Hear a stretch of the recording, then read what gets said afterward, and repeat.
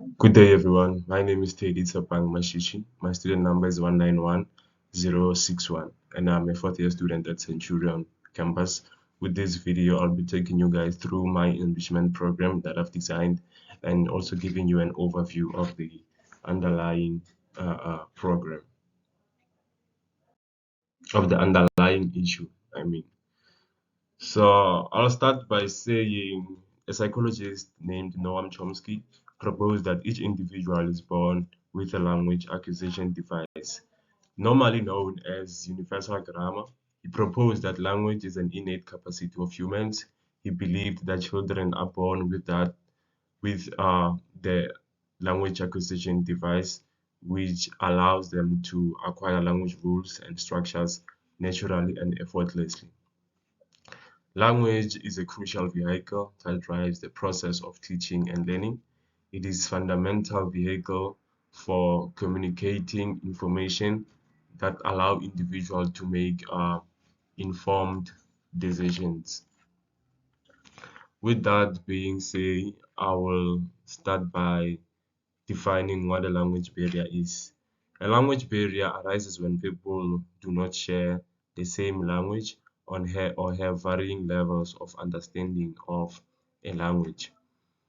Um, this is more prevalent in the education sector, especially where the population is multicultural, like South Africa. And there are various factors that contribute to language barriers, but for the purpose of this assignment, I've only chose five: accents and dialects, cultural context, vocabulary difference, educational background, and pragmatic rules. Uh, with um, the accents and dialects, we have to understand that even if people speak the same a language with different dialects and accents, can sometimes be confusing. For example, uh, the way English is spoken in Australia is completely different to the way it's spoken in Scotland or the United States of America. And this sometimes can add into language barrier. And the second one is the cultural context. Words and phrases carry different meaning uh, in relation to cultures around the world. What is deemed as polite can be seen as rude or offensive in other cultures. So a culture also does contribute to language barriers within education. And the third one would be the vocabulary differences, meaning people may speak the same language but use different vocabulary. And this sometimes contribute to misinformation. Um, For example, I will use the word biscuit. In South Africa, we use the word biscuit, but in America, they use the word cookie, which sometimes can be confusing. The educational background. So, with the educational background, I'll give an example with a knowledgeable other, which might be a mediator, a teacher, or a parent who uses complex words and hard words that learners find it difficult to understand, can also be part of the factors that causes language barriers. And the last one is pragmatic rules. Now, these are unwritten rules of communication that may be understood differently. So each and every language has its own unwritten rules that we just follow involuntarily. So these are some of the factors that can cause language barriers within the school environment. As we move to the next.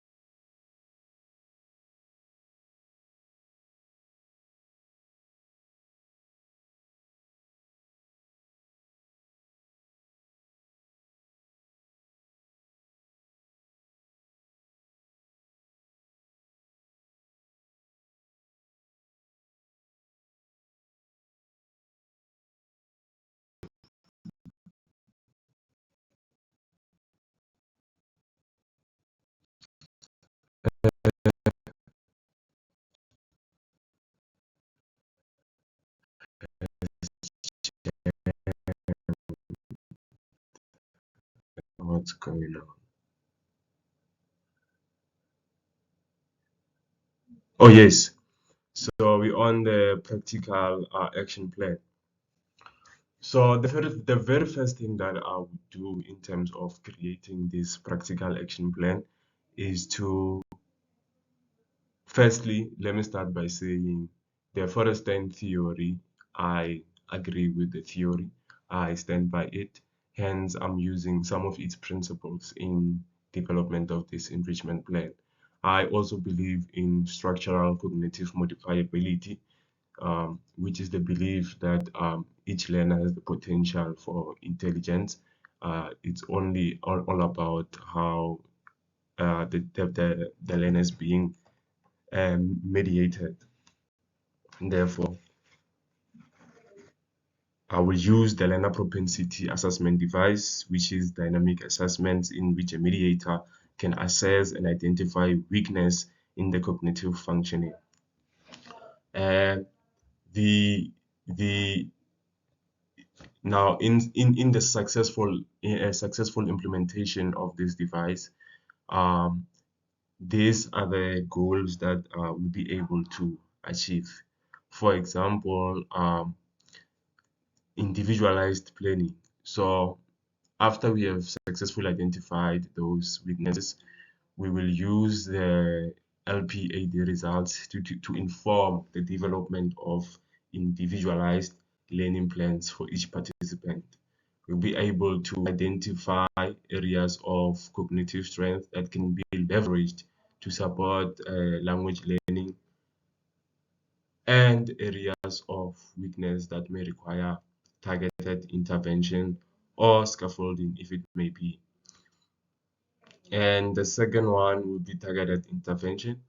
I will integrate the LPAD findings into the design of enrichment activities by incorporating specific cognitive tasks or exercises that address identified areas of weakness and provide structured support and guidance to help participants develop strategies of overcoming cognitive obstacles and maximizing their learning potential.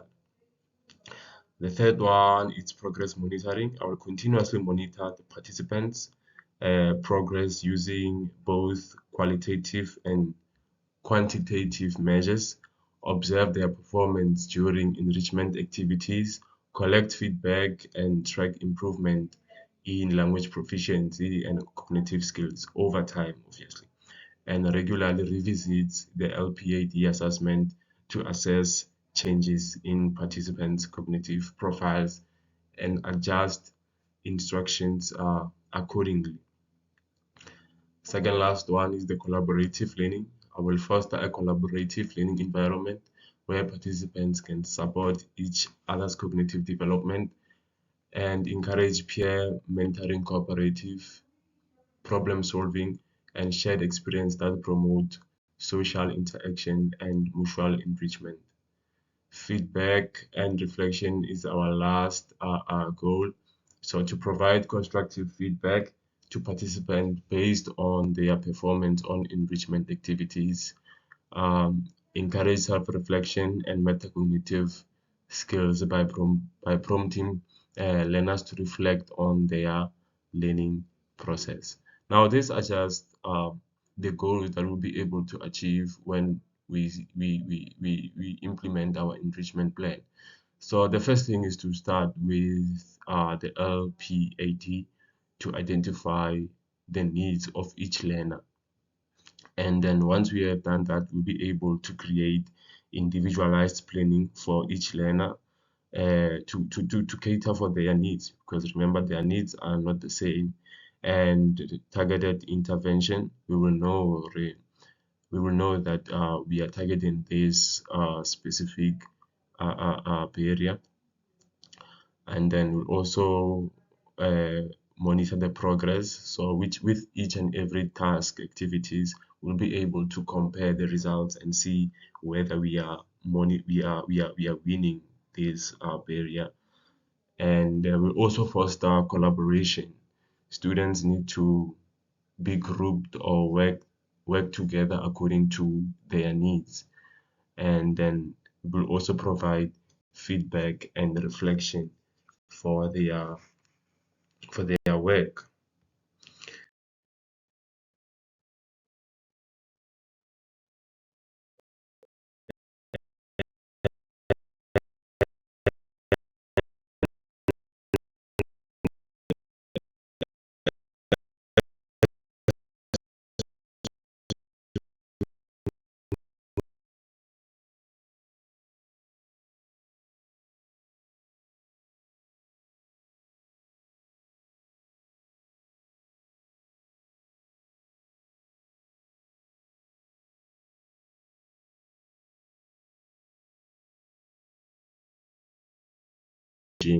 Enrichment plans for these individuals or for these learners, uh, we will be able to achieve the following.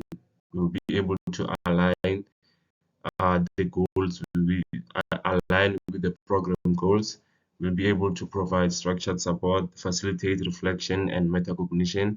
We'll be able to monitor the progress and individualized instruction. So we'll be able to, in terms of aligning with the program goals, is we will be able to determine cognitive skills targeted at the task and align with the goals of the enrichment program. We will consider how improving these cognitive functions can support learners in overcoming a specific language barrier, enhancing their communication skills, and also achieving academic success.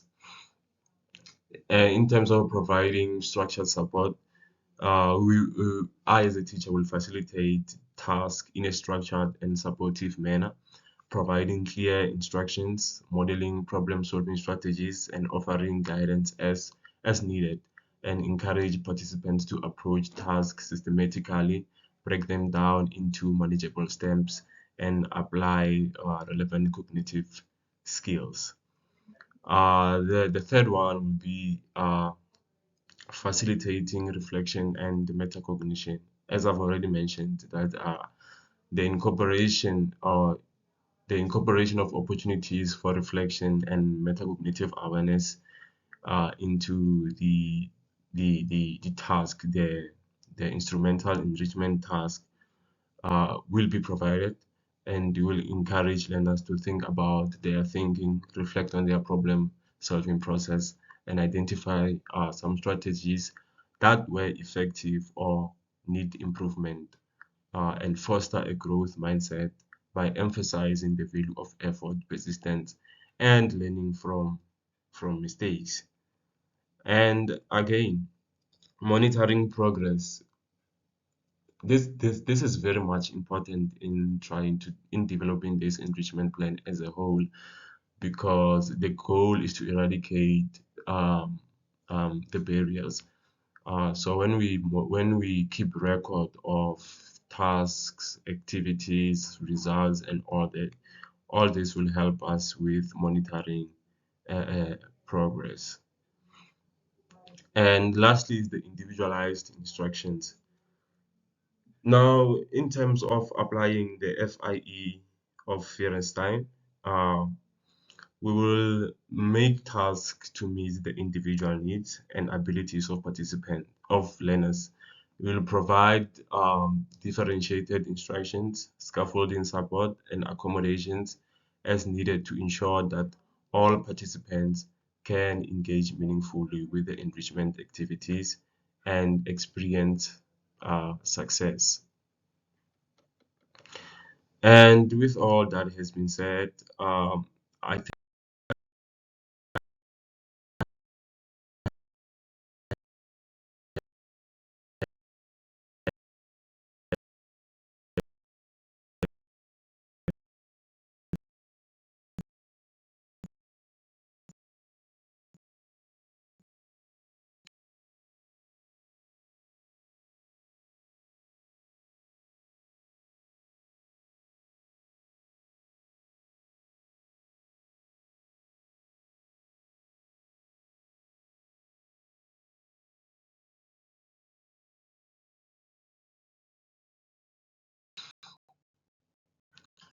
Thank you.